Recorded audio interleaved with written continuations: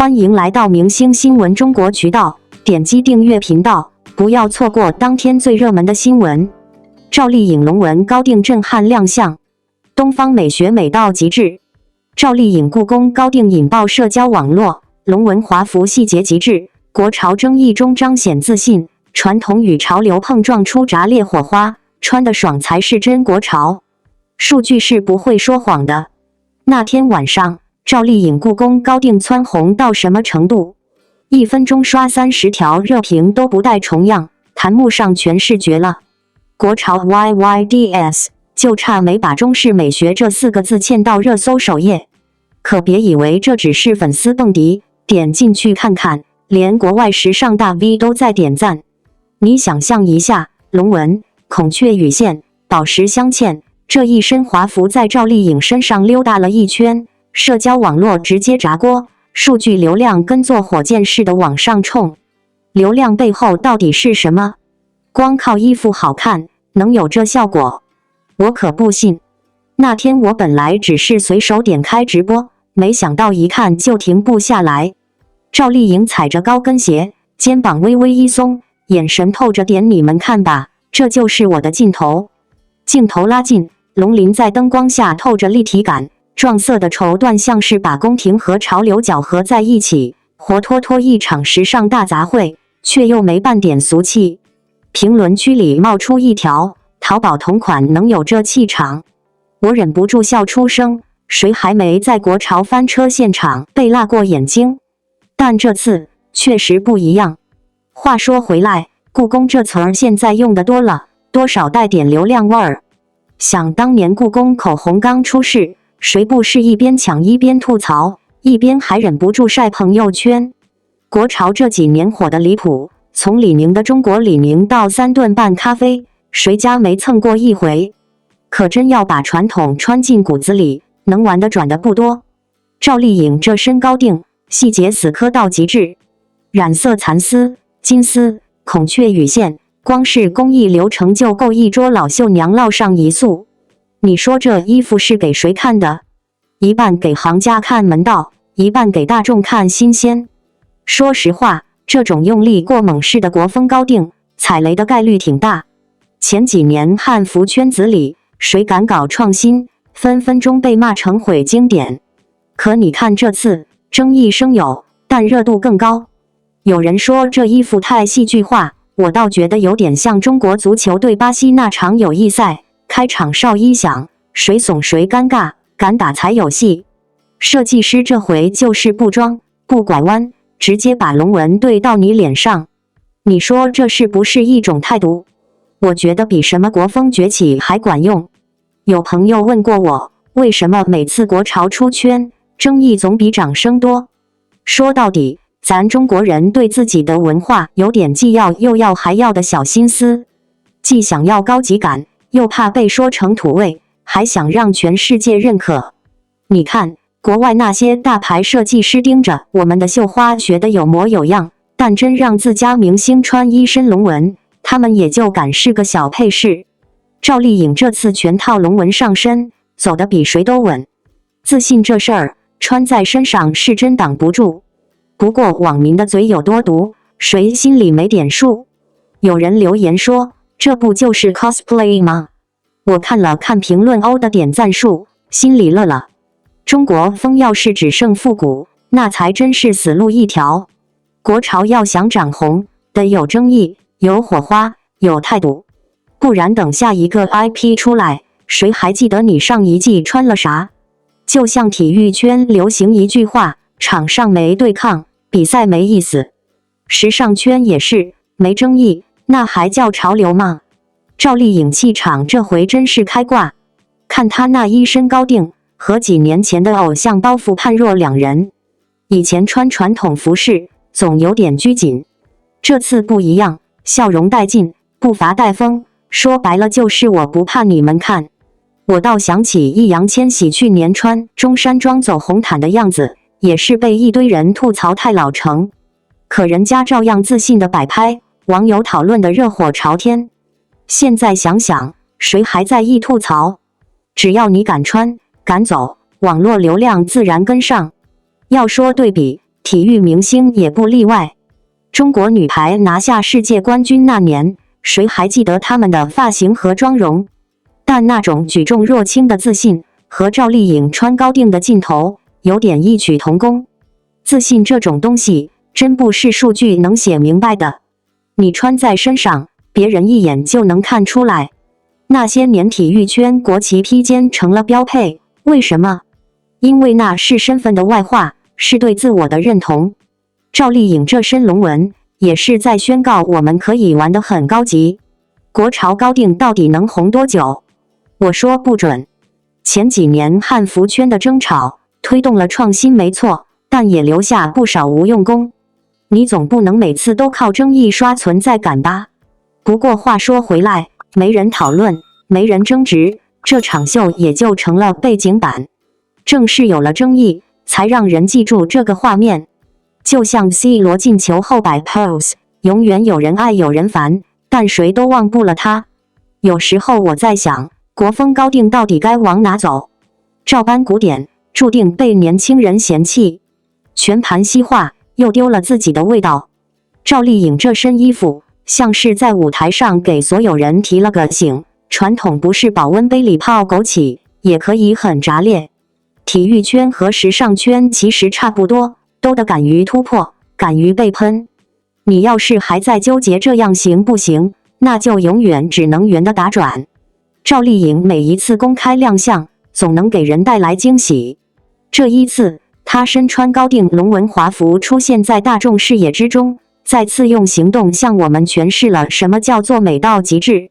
她将东方美学穿在身上，那种融合传统与潮流的气质，在她身上实现了最和谐的平衡。那一刻，无需任何台词，也不需特别的舞美灯光，她就如同一幅静静展开的古画，让人不由得屏住呼吸，沉醉其中。龙纹一直是中华传统文化中极为重要的象征，寓意着尊贵、力量、神秘与庇佑。而赵丽颖选择以这样的元素作为造型的核心，既是对传统文化的一种深情致敬，也展现了她自身的文化自信与审美高度。更值得注意的是，这套华服虽源自传统，却在剪裁和工艺上融入了当代设计思维。腰身的束缚，下摆的流动感，肩部线条的利落干净，使整套造型在保留古韵的基础上更添几分时尚的锋利感。她不是简单的穿上了这件华服，而是与它融为一体，演绎出独属于她的东方神韵。不少网友在社交平台上评论说，赵丽颖简直是行走的东方式审美教科书。这句话绝非溢美之词。从楚乔传的铠甲造型，到由匪中质朴英气的打扮，再到如今这身高定龙纹服，她在不断探索与表达女性的多重面貌。从温婉灵动到坚韧果敢，从少女的纯净天真到成熟女性的从容大气，赵丽颖始终在用她的方式在镜头内外讲故事。如今，当她以这样一身带有强烈文化象征的服装出场，不光是在秀造型，更是在传递一种价值：东方女性的柔与刚、内敛与锋芒，可以同时存在，并且光芒万丈。值得一提的是，此次亮相的龙纹服并非流俗的金线堆砌，而是在配色上做了极具巧思的处理。传统红金的尊贵感被保留，但在细节纹理上引入墨蓝、暗紫等更现代化的调性，使得整体既不沉闷也不过于艳俗，反而让服饰更显质感与气场。这种既保留文化底蕴又顺应现代审美的设计理念，与赵丽颖一贯以来对艺术与角色的严苛要求高度契合。这不仅仅是一套高定的成功，更是她个人品味与审美的一次深度表达。在现场采访中，赵丽颖的举止也是分外得体。她不喧宾夺主，却自带气场，一颦一笑之间有种东方女性的含蓄美与坚韧力。而她面对媒体提问时的从容应对，与观众互动时的温柔谦逊，也让人再次感叹她一路走来是如何在沉淀中焕发光芒的。从曾经的农村小姑娘到如今时尚与文化象征人物之一，赵丽颖从不靠话题炒作出圈，她靠的是无声的坚持与清醒的自律。她的美不仅仅存在于外形，更在于她骨子里那种沉稳坚毅、不争却自成风景的气质。这一次的亮相，不禁让人联想到如今娱乐圈中对于美的标准与定义愈发多元化的趋势。有的人靠滤镜、靠爱美颜勾勒虚假完美，而赵丽颖则是以真实的自我、内外兼修的形象，慢慢形成了一种真正的气质派代表。她不是那种一眼惊艳却无后劲的美人，而是属于越看越耐人寻味，越了解越觉得珍贵的类型。也正是这种层次感，让她成为很多观众心中的东方美学代言人。同时，我们也要看到，赵丽颖所呈现的并不仅仅是个人美感的展现，更是中国文化在时尚语境下的再次崛起。在国际舞台上，我们越来越多地看到中国元素的出现，但其中有太多符号化的空洞运用，缺乏真正的文化沉淀。而赵丽颖用自身影响力带动这类正面表达，让龙、华服、东方美不再只是视觉符号，而是情感、精神与价值的综合体。这是她作为公众人物的难能可贵之处。她正在用自己的方式，让世界看到属于中国女性的独立之美、文化之美、气质之美。当然，美丽的造型只是一次呈现，但背后的审美信念才是值得我们反复回味的东西。每一个选择都不只是造型师的功劳，更凝结了赵丽颖团队的用心与她个人的坚持。如今的赵丽颖早已不是当初那个只被定位在甜美小花的女演员，她用一部部作品、一次次亮相，逐渐撑起了自己的审美话语权。她可以是飒爽侠女，可以是古装女神，也可以是时尚先锋，风格千变万化，却始终保持自我。这种稳定的核心气质，正是她立足多年不衰的原因。对于广大观众而言，这样的赵丽颖无疑是令人敬佩与欣赏的。在追求快节奏、碎片化娱乐内容的当下，她依然选择用精致的呈现、严谨的态度赢得观众的心。这不仅是对表演事业的尊重，更是对支持她的观众的一种负责。作为粉丝，我们在欣赏她美貌的同时，更应珍视她那份日积月累的努力与内敛的真诚。她不是一味讨好市场，而是在不断探索怎样才能以真正的东方魅力征服世界。最后，也想借此机会对各位读者说一句，在这个纷繁复杂的娱乐世界里，请我们用一双更加理性与包容的眼睛，去发现与欣赏像赵丽颖这样用心沉淀、默默绽放的艺人。或许她不是最喧闹的那个，却是最值得被铭记与尊敬的那个。希望我们都能在她的身上感受到属于东方女性那份安静却强大的力量，并由此获得一种向内的勇气与力量。因为真正的美，从来不是浮光掠影，而是经得起时间考验、深入人心的温柔力量。赵丽颖正在用自己的方式诠释着这一切。王一博 Battle 播放破3000万，这才是真正的街舞影响力。王一博的街舞微电影 Battle 突破3000万，这个消息一出，立马在和爱好者中炸开了锅。说实话，这个数字放在当下短视频爆火的时代，可能不算特别惊人，但你要知道，这是一部专业街舞微电影，不是那种随便跳跳的短视频。能取得这样的成绩，背后可有不少值得说到的地方。先说说这部微电影本身。Battle 是王一博作为顶尖舞者的一次实力展示，整部片子没有太多花里胡哨的剧情，就是实打实的街舞 Battle。王一博在里面的表现，用专业舞者的话说就是教科书级别，各种高难度动作信手拈来，从 locking 到 popping， 从 breaking 到 crump， 几乎把街舞的主要舞种都展示了一遍。最绝的是那段即兴 solo， 完全看不出编排痕迹，就像是真的在街头跟人 battle 一样自然。这种专业度，在明星里真的不多见。为什么这部微电影能火？我觉得首先是王一博自身的舞蹈实力。很多人可能只知道他是顶流明星，却不知道他从小练舞，13岁就开始接触街舞，后来还去韩国深造过。在这就是街舞里，他的专业点评和即兴表演就征服了不少专业舞者。这次 battle 算是把他这些年的舞蹈功底一次性展示给观众看。有专业舞者评价说，王一博的舞蹈不是明星玩票，是真正舞者的水平。这话一点不夸张。其次是制作团队的用心。这部微电影虽然只有短短10几分钟，但制作水准相当高。导演是业内知名的舞蹈影像创作者，拍摄团队也是专门拍舞蹈的。他们用了很多特殊镜头，比如超慢动作、360度环绕拍摄，把街舞动作的细节和力量感都完美呈现出来。有个细节特别打动我，在拍一个地板动作时，为了捕捉最佳角度，摄影师直接躺在地上拍，衣服都磨破了。这种专业态度，难怪成片效果这么好。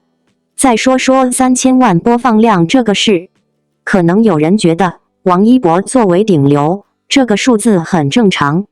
但你要知道，这不是粉丝刷出来的数据。我特意去看了评论区，除了粉丝的应援，更多的是街舞爱好者的专业讨论。有人逐帧分析动作难度，有人讨论编舞创意，甚至还有舞蹈老师拿这个视频当教学案例。这种专业圈层的认可，可比单纯的流量数据有价值多了。这件事其实反映出一个很有意思的现象，专业内容正在获得更多关注。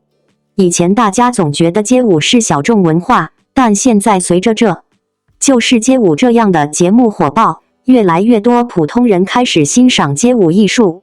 王一博作为明星舞者，恰好架起了大众和专业之间的桥梁。他用明星影响力把街舞带到更多人面前，又用专业实力赢得了圈内人的尊重。这种破圈效应，才是这部微电影最大的意义。我还注意到一个细节 ，battle 上线后，不少舞蹈工作室的报名人数明显增加。有工作室老板说，很多孩子都是看了视频后非要学王一博跳的那个动作。这种正向影响，可比单纯追求流量有意义多了。艺术就是这样，需要有人带头，才能让更多人了解和喜爱。当然，也有人质疑说这不过是明星效应。但我觉得吧，明星利用自身影响力推广专业艺术，这不是好事吗？总比天天炒作绯闻强吧。况且王一博在这件事上是真下了功夫的，从前期策划到后期剪辑都亲自参与，连配乐都是他选的。这种认真态度，值得点赞。说到这儿，不得不提当下娱乐圈的一个怪现象，很多明星都在跨界，但真正能做到专业的少之又少。王一博这次算是打了个样，要跨界可以，但请拿出真本事。观众的眼睛是雪亮的，糊弄人的东西迟早会被识破。只有像 Battle 这样实打实的作品，才能经得起时间考验。Battle 突破3000万，这一数字的背后不仅仅是数据的堆叠，更是一种文化的沉淀和情感的爆发。当王一博以街舞微电影的形式再次站上舞台，他带来的不仅是技巧上的炸裂动作，更是一种街舞精神的延续和传播。从舞台到荧幕，从热爱到作品，他用一部短片再次证明，真正的街舞影响力不靠噱头，而是靠作品说话。回顾 Battle 的整体结构和视觉呈现，它打破了我们对街舞视频单一性的传统认知，不再是简单的舞台拼接或者舞团炫技，而是通过一个完整的微电影结构，构建出了属于街舞者的内心世界。在这部微电影中，王一博不仅仅是表演者，更像是讲述者，用身体语言传达出了一个街舞灵魂的挣扎、突破与重生。从镜头的语言到配乐的选择，再到动作与情绪的契合度，每一帧都透露出团队对舞蹈的极致热爱与创意表达。而王一博的表现，更是整部 Battle 的灵魂所在。他并非依赖高难度动作去征服观众，而是通过流畅的控制力、精准的节奏感与情绪渲染力，把角色与舞者两种身份融为一体。他在片中多次以情绪驱动动作，比如眼神中对抗的坚定，身体摇摆中的自我挣脱。这种舞蹈演技式的表达方式不仅为剧情服务，也赋予了街舞更强的叙事能力。这种突破不是简单的跳得好，而是跳得有故事。从粉丝的角度来说， Battle 带来了极大的情感冲击。很多人在弹幕和社交媒体留言中表示，从没想过一段街舞还能让我看哭，这不只是跳舞，是一种人生宣言。王一博让我重新认识了街舞。这些真实的反馈正是这部作品引发共鸣的最好证明。王一博将一个看似舞者的自我对话具象成一段人人都可以投射自己的情绪的旅程。他用舞蹈完成了艺术与观众之间的情感连接。而街舞本身在 Battle 中不再是地下文化或酷炫动作的代名词，而是变得有温度、有情绪、有叙事的表达语言。